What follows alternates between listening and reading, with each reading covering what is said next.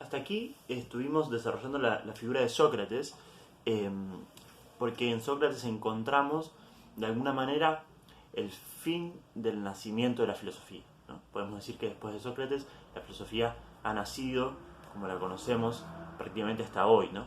Claramente después siguió teniendo transformaciones, pero podríamos decir que lo más importante de ese impulso filosófico se termina de concretar con Sócrates.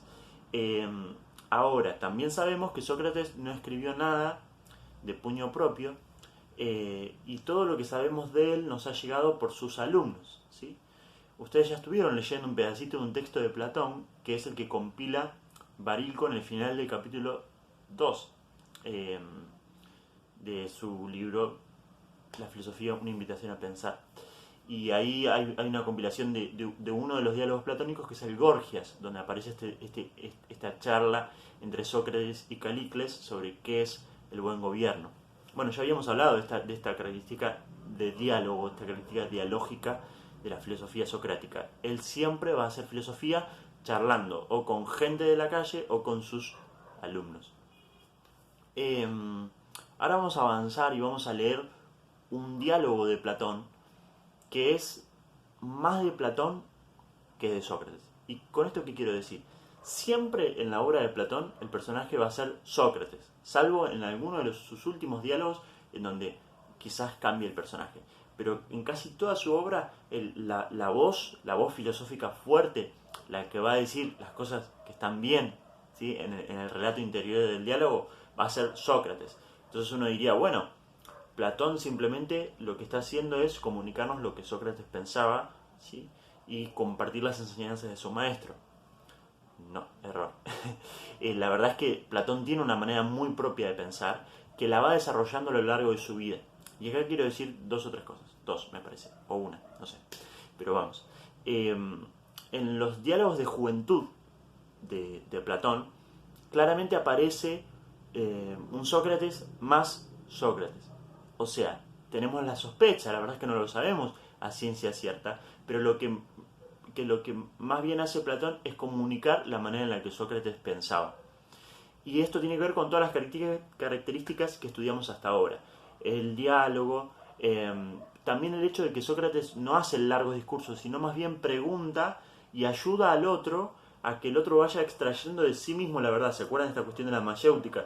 De que uno está como en una situación de parir la verdad, ¿no? Y Sócrates sería esa partera que nos ayuda por medio de preguntas. O sea, no afirma ningún conocimiento, sino que simplemente va preguntando y repreguntando como si fuera un interrogatorio, y en ese interrogatorio va ayudando al interrogado a extraer la verdad de sí mismo, ¿no? Ese sería el Sócrates que se nos presentan en los primeros diálogos de Platón. Y sería el Sócrates más Sócrates. Pero hay dos etapas más en la historia de Platón, que es la etapa de madurez y la etapa de vejez. En la etapa de madurez vamos a encontrar un Sócrates mucho más afirmativo y que empieza a describir teorías muy complejas, y de alguna manera la voz pasa hacia él. Ya deja de ser ese que hace las preguntas y es el que empieza a dar las respuestas. Acá encontramos propiamente la cumbre de la filosofía platónica. Y en este sentido hay como cierta independencia de Platón de su maestro Sócrates. A veces en la filosofía se habla de la figura del parricidio. ¿Qué es el parricidio? Es algo bastante horrible, pero es cuando uno mata a su padre, ¿no? Porque claro, Sócrates es el papá de Platón en términos filosóficos, obviamente, ¿no? Pero es el que le enseñó todo lo que sabe y esta manera de pensar. Bueno, Platón va a necesitar matarlo a Sócrates. Obviamente matarlo a Sócrates, no es que lo va a matar materialmente, pero va a necesitar matarlo a Sócrates para poder afirmar su pensamiento. Y esto es interesante detenernos y pensarlo un minuto, porque nosotros también lo necesitamos. Y díganme si no estamos en ese proceso, digo, en la adolescencia hasta la juventud, que es cuando empezamos a pensar distinto que nuestros papás.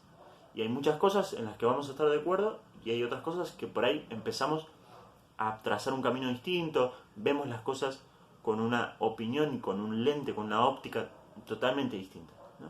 Y esto es legítimo y es bueno porque, digamos, eso nos ayuda a nosotros a configurar, a construir, a afirmar nuestra propia identidad. Esto también pasa al interior de la filosofía. Y acá Platón va a empezar a decir, bueno, yo la verdad que ahora lo pienso así. Pero lo curioso es que siga usando a Sócrates como su voz. ¿sí? Sócrates va a seguir siendo el que habla y la figura principal del diálogo. En la etapa de vejez, Platón va a empezar a cuestionarse a sí mismo, ¿no? Suele pasar esto también. En una etapa de mayor madurez, al final de la vida, uno vuelve hacia atrás y dice, che, todo lo que yo planteé, ¿era tan así o no era tan así? ¿Sí? No vamos a llegar a ver un diálogo de vejez, pero se los comento para que sepan, porque estas etapas suelen estar en la vida de los filósofos y de las filósofas. En una primera etapa, uno está muy pegado a su maestro. En la etapa de madurez, uno afirma su pensamiento. Y en la etapa de vejez, vuelve sobre el pensamiento que desarrolló, va hacia los problemas que ese pensamiento tiene y planta una duda, que va a abrir otras puertas a la filosofía futura, a los que vengan atrás nuestro y sigan con la tarea. Así que ahora vamos a compartir un diálogo de Platón, que es la República, un pedacito, la alegoría del Sol.